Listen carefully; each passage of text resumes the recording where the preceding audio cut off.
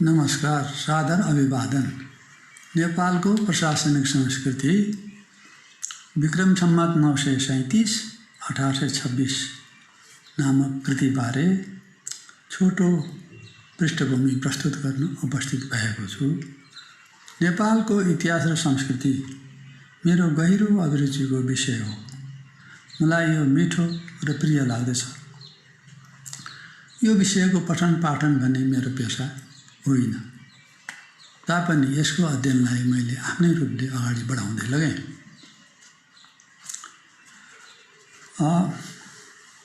मेरो पेशाको सुरुवात त चिकित्सा सेवाबाट भएको हो, तर पछि मलाई प्रशासनिक पदहरूमा रही काम गर्ने अवसर पनि मिल्यो।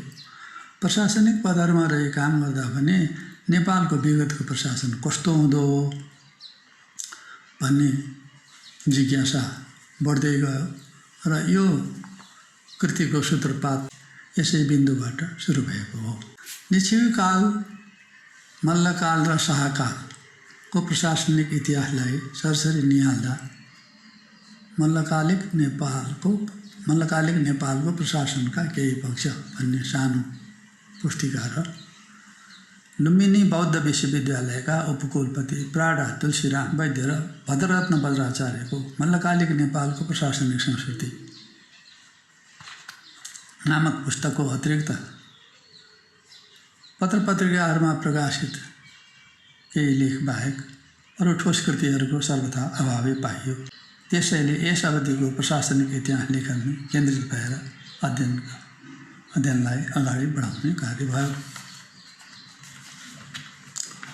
यो ग्रन्थको नाम मध्यकालिक नेपालको प्रशासनिक संस्कृति राखे पनि हुने हो, तापनि यसमा लिच्छवी काल तथा शाहकालका कुराहरू परेकोले यसलाई नेपालको प्रशासनिक संस्कृति नामक शीर्षक राखिएको हो।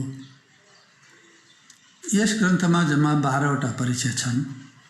परिच्छेद 1 मा अध्ययनका स्रोतहरूको विवरण प्रस्तुत गरिएको छ। प्रशासनिक इतिहासको लेखनमा प्रशासनिक संस्कृतिको सूत्रपात पनि पहिलोपटक भएको छ। परिच्छेद 2 मा प्रशासनिक संस्कृतिको अवधारणाबारे चर्चा गरिएको छ।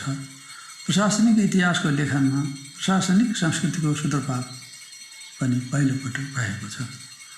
परिच्छेद 3 मा डेमोग्राफी र भाइटल स्ट्याटिस्टिक्स जन्म मरण सम्बन्धी तथ्याङ्क प्रस्तुत गरिएको छ र सम्भव भएको ठाउँमा क्वान्टिटेटिभ टेक्निक परिमाणात्मक विधिको पनि प्रयोग गरिएको छ। परिच्छेद 4 मा राजकुल र राज संस्थाको वर्णन छ। परिच्छेद 5 मा केन्द्रीय एवं स्थानीय प्रशासन दिएको छ। परिच्छेद 6 मा प्रशासकीय निर्णय कार्यान्वयन गर्ने प्रक्रियाबारे उल्लेख छ। परिच्छेद 7 मा प्रतिरक्षा र किल्लाहरूको महत्त्व उल्लेख छ। परिच्छेद 8 मा आर्थिक अवस्थाबारे छलफल गरिएको छ। परिच्छेद 9 मा न्याय प्रशासन र परिच्छेद 10 मा भूमि सम्बन्धी व्यवस्था उल्लेख छ। 11 मा प्रशासनमा सामुदायिक सङ्गठनहरूको भूमिका दिएको छ। परिच्छेद 12 मा उपसंहार दिएको छ। यस अवधिको अध्ययनको खास विशेषता अथवा स्ट्रेन्थ या बल जे भने पनि 3टा कुराहरू प्रष्ट रूपमा उजागर भएका छन्। 1 प्रजातन्त्र, डेमोक्रेसी। यसमा राजाले बदमासी गरे प्रजा र भारदारहरू मिलेर मिलाउने, भारदारहरूले बदमासी गरे राजा र प्रजा मिलेर मिलाउने, प्रजाहरूले बदमासी गरे राजा र भारदारहरूले मिलाउने, यस्तो चेक एन्ड ब्यालेन्सको सिस्टम त्यसमा चाहिँ व्यवहारमा चलेकोले यो प्रजातन्त्रको उत्कृष्ट नमुना हो भन्न सकिन्छ। दोस्रो, यो समुदायको प्रशासनमा अथवा स्थानीय प्रशासनमा जनसहभागिता, सामुदायिक सहभागिता यस बेलामा निकै ठुलो रहेको पाइन्छ। भारोलाई भारदार मात्र मान्ने गरेकोमा भारो भारदार मात्र नभई स्थानीय क्षय कार्यालयको प्रमुख समेत हुने गरेको र स्थानीय क्षय कार्यालयको प्रमुख भए पनि यी भारोहरू पछि प्रशासनको कुनै पनि पक्षको कुनै पनि ठुला पदहरूमा जान सक्ने यस्तो व्यवस्था भएको र प्रशासनिक पदहरूमा पनि समुदायबाट छनौट भएका व्यक्तिहरूले निकै उच्च स्थान पाउने परम्परा रहेको पाइयो।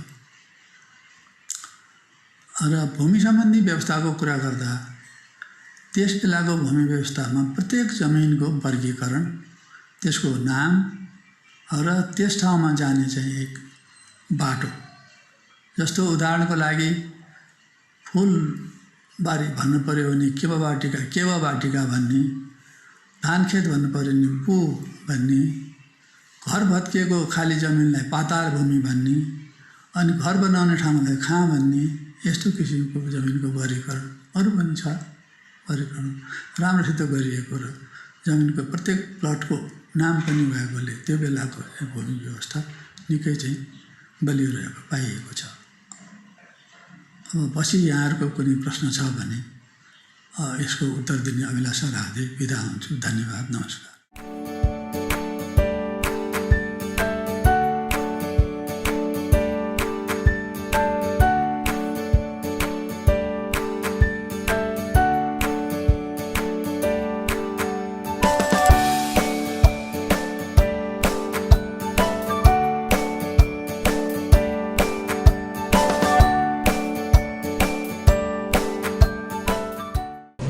रत्न पुस्तकालयको तर्फबाट पदम सिंह कार्की यो कार्यक्रम सञ्चालन गर्न तपाईहरू सबैसँग अनुमति माग्दछु।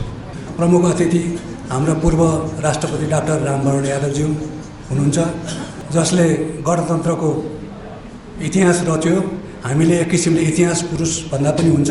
र अर्को, हामीसँग संस्कृतिको लागि 1 शताब्दी समर्पण गर्नुभएका शताब्दी पुरुष सत्यमोहन जोशी, जो यो कार्यक्रमका सभापति हुनुहुन्छ।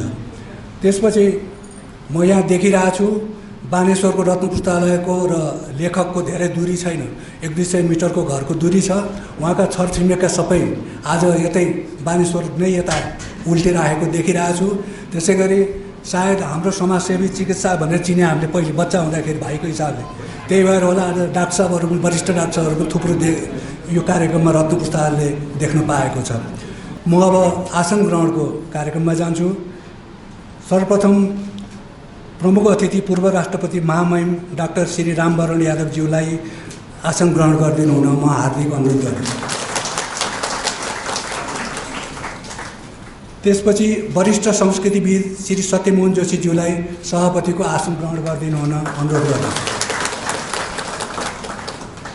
विशेष अतिथिको रूपमा प्राज्ञ डाक्टर श्री तुलसीराम वैद्य, पूर्व उपकुलपति लुम्बिनी बौद्ध विश्वविद्यालयलाई अनुरोध गर्दछु।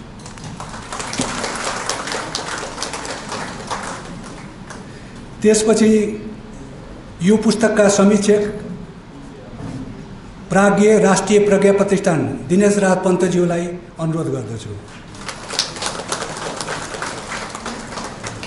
त्यसै गरी अर्का समीक्षक इतिहास संस्कृति एवं पुरातत्व विभागका पूर्व प्रमुख डा श्री मुकुन्दराज अर्याज्यूलाई अनुरोध गर्दछु।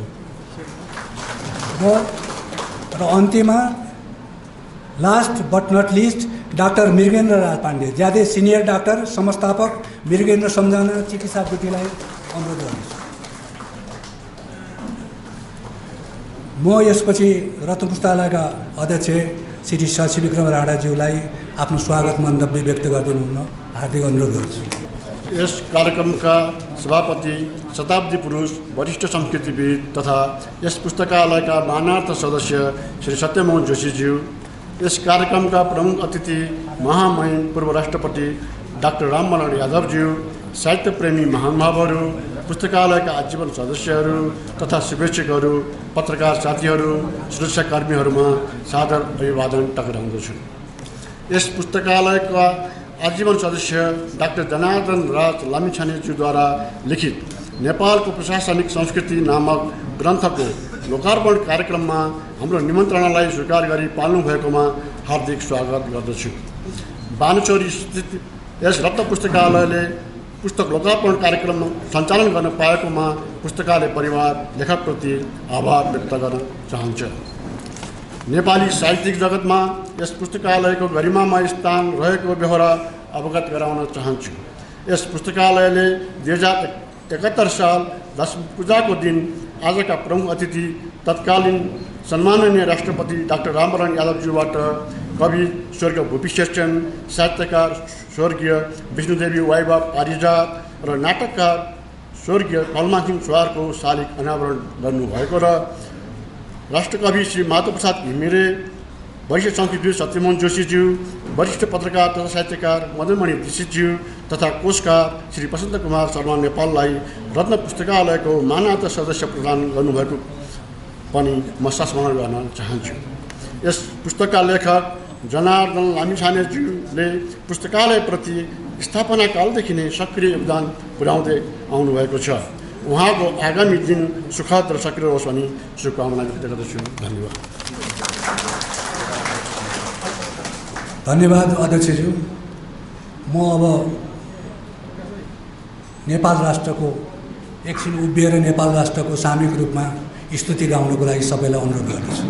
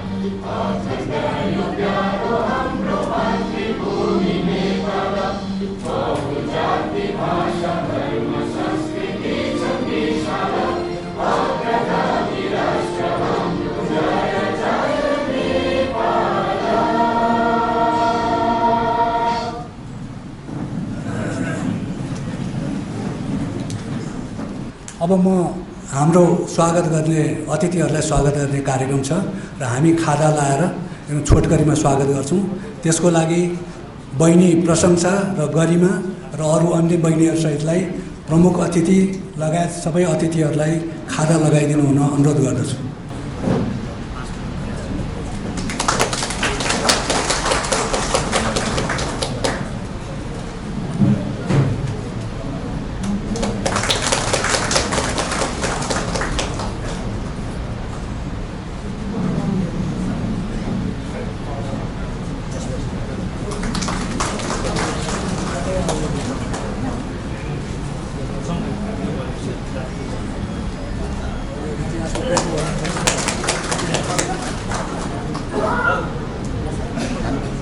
उतापट्टि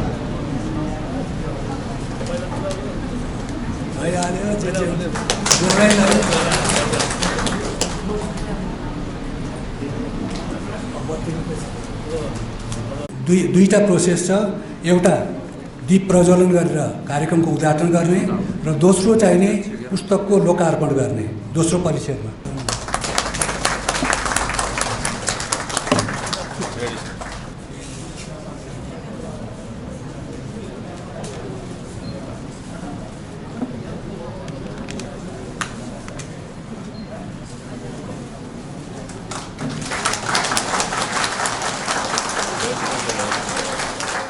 यहाँहरू सबैमा हार्दिक अभिवादन गर्दछु। अब उद्घोषकजीले यस किताबको बारेमा केही भन्नुभएको छ। यो किताब नेपालको प्रशासनिक इतिहास नै हो, तर यसलाई सांस्कृतिक दृष्टिकोणबाट हेरिएको छ। यो मध्यकालको पिरियड पर्छ। यसमा विक्रम सम्वत 937देखि 1826सम्म पर्छ। नेपाल सम्वत 1देखि 888सम्मको कुरामा केन्द्रित छ। छन त यसमा लिच्छवीकालका कुराहरू पनि छन्, शाहकालका कुराहरू पनि छन्, तर विशेष केन्द्रित चाहिँ मध्यकालमै भएको छ। यस ग्रन्थमा परिमाणात्मक विधि क्वान्टिटेटिभ टेक्निकको पनि प्रयोग गरिएको छ, साथै स्याम्पलिङ टेक्निकहरूको पनि प्रयोग गरिएको छ, जुन सामान्यतया इतिहास लेखनमा संस्कृतिमा त्यस्तो अहिलेसम्म देखिएको छैन। यो किताब साह्रै नै भाग्यमानी रहेछ। यसले गणतन्त्र नेपालका प्रथम राष्ट्रपति महामहिम डाक्टर श्री रामरण यादवजीको करकमलबाट लोकार्पण हुने मौका पायो। यो कार्यक्रमको सभापति त नेपाली संस्कृतिका शिखर पुरुष श्री सत्यमोहन जोशीजीबाट भयो। यो ठुलो सौभाग्यको कुरा हो। लेखक महामहिम राष्ट्रपति र श्रद्धेय सत्यमोहनज्यूप्रति साह्रै अनुग्रही छु। यस ग्रन्थको प्राकथन उपकुलपति प्राध्यापक डाक्टर श्री तुलसीराम वैद्यबाट लेखिनु र यसको समीक्षा विद्वान प्राज्ञ श्री दिनेश राज पन्तज्यूबाट जुन हुन जाँदैछ र उहाँले लेखकप्रति देखाउनु भएको सदाशयता र ममताको लागि म साह्रै अनुग्रही छु। यस कार्यक्रमको संयोजन गरेर श्री रत्न पुस्तकालयले पनि मलाई ठुलो गुण लगाएको छ। रत्न पुस्तकालयका अध्यक्ष श्री शशि विक्रम राणा एवं रत्न पुस्तकालय परिवारलाई हार्दिक धन्यवाद दिन चाहन्छु। साथै समाजका विभिन्न क्षेत्रका विशिष्ट महानुभावहरू, मान्यजनहरू, विद्वान एवं विदुषीहरू र यहाँ उपस्थित सबै महानुभावहरूले आफ्नो अमूल्य समय दिएर यसलाई ठुलो महत्त्व दिनुभयो। यसबाट त लेखकको मानै बढ्यो र लाग्यो कि पेसा त पठन पाठन र लेखनको नै दिनुपर्ने रहेछ। तर आफ्नो जीवन स्वदेशी र विदेशी हाकिमहरूको झोला बोक्दैमा बित्यो। तैपनि यो एउटा पुस्तक लेखेर राम्रै काम गरेछु भन्ने लेखकलाई लागेको छ। हस्त यति नै भनेर यहाँसित बिदा हुन्छु। धन्यवाद। प्राज्ञज्यूबाट यो पुस्तकको समीक्षा चाहिँ छोटकरीमा, अब समीक्षा गऱ्यो भने त कति हुन्छ हुन्छ, पुस्तक ठुलो छ, अलिकति छोटकरीमा गरिदिनु हुन म अनुरोध गर्दछु। हामीका धेरै पुस्तकहरू लेखिन्छन्। यो पुस्तकले प्रामाणिक ढङ्गलाई अँगालेको छ। अहिले यसका लेखक, म त बढी पुस्तकको रचयिता भन्न बढी मन पराउँछु। सोझै संस्कृतको अर्थ गर्दा लेखक भनेको प्रतिलिपि गर्ने मात्रै हुन्छ। अत्यन्त उहाँको वक्तव्यमा पनि आयो, विक्रम सम्वत 937 देखि विक्रम सम्वत 1826 सम्मको युग, जसलाई मध्यकाल भनिन्छ, त्यसको एक एक केलाउने काम यसमा भएको छ। तर उहाँले उहाँको वक्तव्यबाट पनि अहिले हजुरहरूको हातमा किताब पुग्दैछ, पढ्नु होला। उहाँले यो अभियान मैले थाहा पाएकोमा कमसेकम अहिलेभन्दा 38-39 वर्ष अगाडिदेखि नै यो अभियान सुरु गर्नुभएको हो। विक्रम सम्वत 2037मा उहाँको यस काललाई लिएको एउटा सानो पुस्तक निस्किसकेको थियो। यसको वैशिष्ट्य भूमिकामा पनि उहाँले अलिकति उल्लेख गर्नुभएको छ। प्रामाणिक सामग्रीलाई जस्ताको तस्तै दिने र त्यसको अनुवाद दिने। त्यसले गर्दा के थाहा हुन सक्छ भने हजुर हामीले पनि कुनै कारणले त्यहाँ त्रुटि भएको छ भने त्यसको पत्ता लगाउन सक्ने पद्धति त्यसमा भएको छ र यो विद्वत्ग्राह्य पद्धति हो र वास्तवमा भन्ने हो भने संशोधन मण्डलको पद्धति पनि यही नै हो। अब के भने कुनै पुस्तकको छाट्ट उल्लेख गरिदिएको छ अथवा पुस्तकको उल्लेख पनि गरिदिएको छैन भने त्यो रचयिताले, त्यो लेखकले ठिक लेख्यो कि बेठिक लेख्यो, सबैसँग त सङ्ग्रह पनि हुँदैन, भए पनि गर्न सकिँदैन।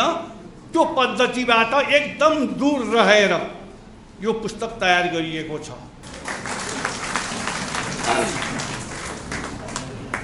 धन्यवाद प्राज्ञज्यू। अब म डाक्टर तुलसीराम वैद्य बौद्ध विश्वविद्यालयका उपकुलपतिज्यूलाई म केही शब्द, उहाँले प्राकथन पनि पुस्तकमा लेख्नु भएको छ, केही शब्द, महत्त्वपूर्ण शब्द बोलिदिनुको लागि म अनुरोध गर्छु। नेपालको प्रशासनिक संस्कृति भन्ने जुन किताब छ, यो किताब लेख्नुहुने डाक्टर जनार्दन लामिछानेजीले जुन पिएचडी गर्नुभयो त्यो बेलामा, यही विषयमा पिएचडी गर्नुभएको थियो, त्यो बेलामा म पनि यसमा इन्टर्नल एक्सपर्ट भएर काम गर्न पाएकोमा बडो खुसी लागेको छ। नेपालको प्रशासनिक संस्कृतिको बारेमा जुन किसिमले हाम्रो डाक्टर जनार्दन लामिछानेजीले चाहिँ यो किताब तयार गर्नुभयो, त्यो अति महत्त्वपूर्ण र अति सारगर्भित अनुसन्धान गरेर उहाँले चाहिँ मेटेरियलहरू त्यत्तिकै खोजमूलक भएर ठाउँ ठाउँमा गएर उहाँले चाहिँ जुन खोजेर पकाउनु भएर चाहिँ जुन छाप्नुभयो, यसमा 12 अध्यायहरू चाहिँ छन्।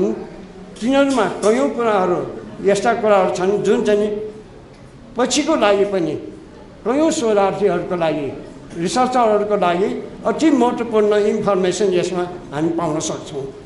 जनार्दनजीले जुन किसिमले यो प्रशासनिक संस्कृतिको बारेमा व्याख्या गर्नुभएको छ, यसले गर्दाखेरि नेपालको प्रशासनिक सम्बन्धीको बारेमा कयौँ यस्ता कुराहरू प्रस्तुत गर्नुभएको छ जसले गर्दाखेरि भविष्यका अनुसन्धानकर्ताहरूलाई अझ ठुलो बाटो खोलिएको म ठान्छु र फेरि पनि म उहाँलाई हार्दिक बधाई दिन्छु र मलाई केही शब्द बोल्नु दिएकोमा धन्यवाद। नमस्कार। धन्यवाद डाक्टर साहब सारगर्भित उद्बोधनको लागि। चित्त नदुखाउनु होला विद्वानहरू, कडाइका साथ मैले भन्नै पर्छ कि 2-3 मिनटभन्दा मुकुन्दजीलाई समय पहिले उहाँले लेखकले बोलाउनु भएको, तर अहिले समय दिन हामीहरूलाई अलिकति गाह्रो छ, सकेसम्म छोटो गरिदिनुहोस्। यो किताबले मलाई केही पुराना सम्झनाहरू सम्झाए। ती पुराना सम्झनाहरू उहाँले एक ठाउँमा भन्नुभएको छ, नरदेवीको एउटा कुनै शाक्य व्यक्तिले यही अड्डा चाहिँ नि फलानु अड्डा भनेको यही अड्डा हो भनेर भत्किएको केही सिँढी मात्रै बाँकी रहिरहेको एउटा दरबार देखाएको थियो, घर देखाएको थियो। तलेजुको उत्तर पश्चिमपट्टिको ढोकामा अहिलेको चाहिँ त्यो पुलिस मसवरा अगाडि त्यो हो छेबडेल अड्डा। र त्यो छेबडेल अड्डामा म चाहिँ नि धेरैचोटि ओरादोरा पनि गरेको थिएँ। पछि राज्याभिषेकलाई कि केलाई हो त्यो दरबार, त्यो छेबडेल अड्डा भत्काउनु पर्यो, त्यसलाई ठुलो पार्नु पर्दाखेरि त्यसबाट अनि तलेजुको दृश्य भयङ्करसित रोकिएको थियो। तर पछिसम्म पनि त्यो 26-27-28 सालसम्म पनि त्यो छेबडेल अड्डाको अवशेष र त्यसका केही ढुङ्गे सिँढीहरू बाँकी नै थिए, त्यो मैले देखेको पनि हो। विक्रम सम्वत 1947 गुजराती ब्राह्मण गुजराती पण्डित कुनै इतिहासकारहरू होइनन्, तर ती गुजराती पण्डित आएका थिए अर्कै कामले। तर नेपालको विशाल इतिहास इन्स्क्रिप्सनहरू देखेर इन्स्क्रिप्सनहरूबाट पढेर इतिहास लेखनको प्रक्रिया उनले सुरु गरे 1937 त्यो नै नेपालको इतिहास लेखन परम्पराको पहिलो जग बन्द पुग्यो। इतिहास त के हो भने राजाको इतिहास होइन, इतिहास भनेको जनताको इतिहास, हाम्रा बाबुबाजेका इतिहास, आफ्नो इतिहास। र आफ्नो इतिहास तब पुरा हुन्छ जब त्यो राजनैतिक इतिहासको स्केलेटन, त्यो त खालि स्केलेटन हुन्छ, एउटा केरिङ्ग परेको ल्याबमा राख्ने स्केलेटन हुन्छ।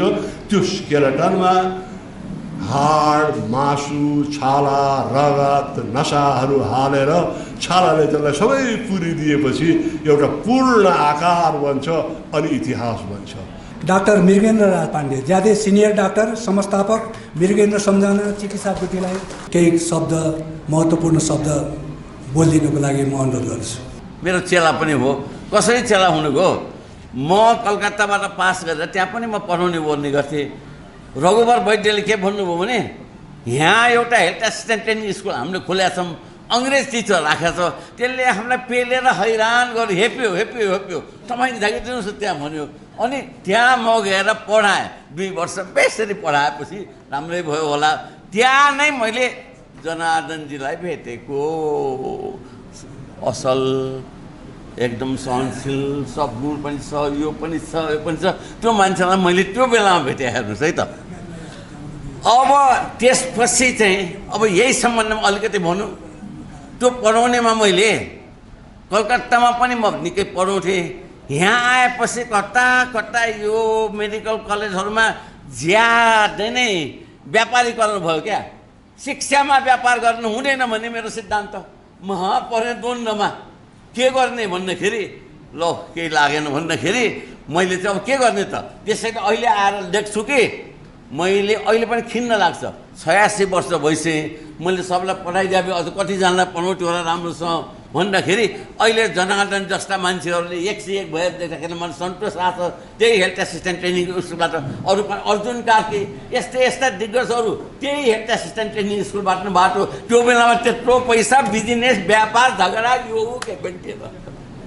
अहिले आएका विकृति हुन्। अब यो त म त विकृति नै भन्छु, किनभने मैले कहिले पनि खुट्टा हालिनँ। यो त्यसमा मात्र होइन कि यो प्राइभेट मेडिकल कलेज मात्र होइन कि यो नर्सिङ होमको पेलेर ल्याएछ नि, त्यो पनि लिमिटेड गर्नुपर्छ सकेसम्म।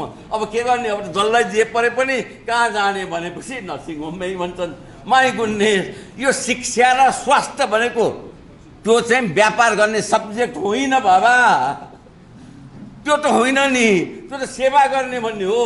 आफ्नो जीविका उपार्जन गर्न अलिकति लिऊ, त्यहाँ पनि लोभ लगाएर कम्पिटिसन लगाएर सेयर राखेर कम्पिटिसन राखेर त्यसपछि मुन्डा सरमा जाने, यो चाहिँ हुनुहुन्न। यसमा उहाँले त्यसमा नलागेर राम्रोसँग गरिदिनु भयो भने एउटा चेलाहरू धेरै छन्, त्यसमा भएको मलाई ज्यादै सन्तोष लागेको छ। यही भनेर मेरो 2 शब्द यहीँ टुङ्ग्याउँछु। धन्यवाद धन्यवाद धन्यवाद। छोटो बोलेँ मैले। देख्नुभयो त सिनियर मान्छेको कस्तो हुन्छ, अनुभवी मान्छेको। जहाँ नपहुँचे कवि वहाँ पहुँचे, जहाँ नपहुँचे रवि वहाँ पहुँचे कवि। कवि से भी बलवान होता है अनुभवी भन्छन् डाक्टर साहबहरू, त्यो खालको मान्छे। म अब प्रमुख अतिथि घुमेर फिरेर फेरि प्रमुख अतिथि डाक्टर राममरण यादवज्यूलाई आफ्नो अनुभवका केही विशिष्ट उहाँको अनुभवका केही 2 शब्दहरू हामीलाई आशीर्वादको रूपमा आफ्नो अनुभवहरू बाँडिदिनुको लागि म अनुरोध गर्दछु। यो खास गरेर बलकालीनको बेलाको उहाँको यो मध्यकालीन जो समाजको बारेमा संस्कृतिको बारेमा लेख्नु भएको छ, त्यसमा समाजको बारेमा आर्थिक व्यवस्था कस्तो थियो, समाज कस्तो थियो, यो राजा महाराजाले कसरी चलाउँथ्यो, त्यहाँ देशको संस्कृति कस्तो थियो र त्यसबेला एग्रिगेरियन सोसाइटी थियो, कृषि थियो र एउटा कर्मचारी तन्त्र थियो, एउटा शासक थियो। त्योभन्दा बाहिर केही थिएन र यो पिरियडमा उहाँले अलिकता लिच्छवी कालको यसो पल्टाउँदाखेरि लिच्छवी कालदेखि लिएर शाहकालसम्मको अलि समाउनु भएको छ, अलि पकड्नु भएको छ। र त्यो मल्लकाल व्यवस्थामा एउटा भूमिको बारेमा यसो कहीँ मैले पढेँ। यसमा त्यो भूमिको पनि क्लासिफिकेसन त्यस बेला भएको थियो र अहिले भन्दा त्यो बेला चाहिँ कि राम्रो क्लासिफिकेसन देखिन्छ यसमा के गरेको छ भनेर। त्यो मैले धेरै पढ्न पाइनँ र मैले चाहिँ अलिकता त्यहाँ देखेँ। त्यसले गर्दा यो चाहिँ कि प्राज्ञिक विषय हो, ऐतिहासिक विषय हो र यसमा चाहिँ प्राज्ञहरूले शोध गरेर लेखेर यो चाहिँ देशको लागि एउटा दिनुभएको छ। मलाई लाग्छ कि यो धेरै राम्रो पुस्तक हो र हाम्रो इतिहासको कालखण्डमा र हाम्रो आउने पुस्ताको लागि शोध गर्नको लागि चाहिँ यो विषयहरूमा, प्रशासनको विषयमा, संस्कृतिको विषयमा यो काम लाग्ने पुस्तक हो। त्यसले गर्दा म त्यति नै पुस्तकको बारेमा भन्न चाहन्छु। संस्कृति त एक दिनको कुरा होइन, देशको समाजले बनाउँछ संस्कृति तपाईँको र त्यसले गर्दा त्यो त चाहिँ कि बडा डाइनामिक प्रोसेस। तर शासन प्रशासन अब राम्रो होस् भनेर यही इतिहासको कडीहरू जोड्दै यो पढ्दै अहिलेको चाहिँ कि शासन प्रशासकहरूले सबैलाई जोडेर अहिलेको अवस्थालाई राम्रो लिएर जाओस् भनेर यही शुभकामना दिन चाहन्छु। राष्ट्रको लागि केही न केही योगदान गर्दै जानुहोस् भनेर मेरो शुभकामनाका साथ चाहिँ म बिदा हुन्छु। देशमा शान्ति होस्, समन्चयन होस्। जय नेपाल। पुस्तकका लेखक र श्रीरत्न पुस्तकालयप्रति असीम स्नेह राख्दै राष्ट्रपतिजीले उपस्थित भइदिनु भयो र सारगर्भित आफ्ना बाणीहरू पनि व्यक्त गर्नुभयो। त्यसको लागि म कृतज्ञता व्यक्त गर्दछु र म अब शताब्दी पुरुष मान्य सत्यमोहन जोशीज्यूलाई आफ्नो विचार व्यक्त गरिदिनु हुन र कार्यक्रमलाई यो सभालाई विसर्जन गरिदिनु हुन अनुरोध गर्दछु। यति बेला डाक्टर जनार्दन लामिछानेज्यूको प्रशासनिक संस्कृतिको विषयको एउटा पुस्तकको आज हामीले लोकार्पण गर्ने सौभाग्य हामीले पायौँ र यहाँ सबैको हातमा पढिसकेको छ। यहाँहरू हेर्नुहोला। अब यस किताबको बारेमा प्राज्ञहरूले, समीक्षकज्यूहरूले धेरै कुरा बताइसक्नुभयो। अब त्यसमा थप्ने कुरो, यताउति गर्ने कुरो पनि छैन। फेरि ज्यादै ठुलो ग्रन्थ भएको हुनाले तुरन्तै यसको बारेमा टिका टिप्पणी गर्नुपर्ने अलिकति अध्ययन गरेर गर्न पाए ज्यादै हुन्थ्यो। गर्न चाहिँ अलिकति असजिलो पनि भइराखेको छ। यो प्रशासनिक संस्कृतिको बारेमा र इतिहासको बारेमा के कस्तो विचार छ अलिकति टच गर्न पायो भने धेरै जाति होला जस्तो लाग्छ। किनभने यो प्रशासनिक संस्कृति भन्दाखेरि प्रशासन मात्रै भइदिएको राम्रो हुन्थ्यो, इतिहास मात्रै भइदिएको राम्रो हुन्थ्यो, संस्कृति पनि छ। प्रशासनिक संस्कृति भनेको छ कल्चर जोडिएको छ। त्यो कल्चर जोड्दाखेरि त अलिकति कल्चरको बारेमा कसले के गर्यो त्यो थाहा पाउनु पऱ्यो। इतिहासको मात्रै कुरो त आएन। त्यसो भएको हुनाले अलिकति ब्याकग्राउन्ड हिस्ट्री जस्तो गरेर अलिकति समयले त अलिक टाइम लाग्छ, तर त्यति समय नलिउँ, अलिक टच मात्रै गरौँ जस्तो मलाई लाग्यो। सबभन्दा मुख्य एउटा कुरो के हो भने प्रशासनसँग संस्कृति कसरी जोडियो त। हाम्रो प्रशासनिक संस्कृतिको कुरा गर्दाखेरि शिवदेव र अंशवर्मादेखिकै त्यो आउँछ भन्दाखेरि आजभन्दा 1400-1500 वर्ष अगाडिदेखि नै यस्तो किसिमको हामीहरूको व्यवस्था नभएको चाहिँ होइन। ती सारा कुराहरूलाई अङ्कित गरेर अहिले त रेडियोले फुक्छ, टेलिभिजनले फुक्छ, पत्रिकाले फुक्छ, साराले गर्छ। त्यो बेला त्यस्तो थिएन, जम्मै संस्कृत भाषामा लेखिन्थे। संस्कृत भाषा त्यो आदेश्वर लेखिराखेको थियो, जनभाषामा पनि होइन, नेपाली पनि होइन, नेवारी भाषा पनि होइन, संस्कृत भाषामा अभिलेख गरेर राखेर संस्कृति बोल्नुपर्ने, संस्कृतिबाट थाहा पाउनुपर्ने सारा कुरा त्यो बेला त्यस्तो थियो तपाईँ प्रशासनिकमा। त्यो बेला त्यही गोष्ठीकाबाट चाहिँ हामीहरूको प्रशासनिकको इतिहास चाहिँ त्यसको निकै त्यो जनार्दन लामिछानेज्यूले जुन उहाँले किताब प्रस्तुत गर्नुभएको छ त्यो लुसिनो पेटेकले जस्तै हरेकमा उनले प्रमाणको निमित्त फल्न ठाउँबाट इतिहास संशोधन मण्डलबाट, इतिहास प्रकाशबाट अथवा फल्नबाट भनेर जम्मै नोट दिइराखेको भएको हुनाले यो चाहिँ अलिक अथेन्टिक प्रामाणिक आधार भएको भएको हुनाले नेपालको इतिहासको निमित्त, लेखनको निमित्त यो चाहिँ अलिक काम लाग्ने सामग्रीहरू र मेटेरियल्सहरू हुन्। त्यसको निम्ति हामी यहाँ सबैको तर्फबाट म उहाँ जनार्दनजीलाई मुरी धन्यवाद दिन्छु। किन यो त अहिले पोस्ट बुकमा रहिरहन्छ, रहनै पर्छ, नभए यस्तो किताब कसले पाउने, फेरि कहाँ पाउने तपाईँको। किनभने यति बेलासम्म हामी इतिहासबाट पीडित छौँ। यतिका 2007 सालदेखि यत्रो चेन्ज आइसकेको छ। इतिहास विभाग छ, इतिहास पढाउँछ, एमएमा क्लास चलिराखेको छ। नेपालको नेसनल हिस्ट्री छैन, नेपालको इतिहास छैन। गोर्खाको इतिहास होला, भक्तपुरको मल्लको इतिहास होला, ललितपुरको मल्लको इतिहास होला, सेनको इतिहास होला, सिन्धुखोलाको पनि इतिहास होला। तर मेचीदेखि महाकाली जोड्ने जनजातिहरूको पनि इतिहास चाहिन्छ। देशको इतिहास, देशको पहिचान, देशको आइडेन्टिटी, देशको सारा कुरो महत्त्वपूर्ण कुरो, त्यो कुरो नै तपाईँको अहिले अलमल धलमाल परिराखेको छ। यसमा चाहिँ कमसेकम यति बेला नयाँ नेपाल सरकार पनि स्थायी सरकार आइराखेको छ। तर जो आए पनि ती आउनेहरूको घैँटोमा राम्ररी घाम लगाइदिए त जाति हुन्छ। अब यहाँहरूको अगाडि यति बोलिसकेपछि यो सभा विसर्जन भएको यहाँहरूले सुनाउँछु। धन्यवाद।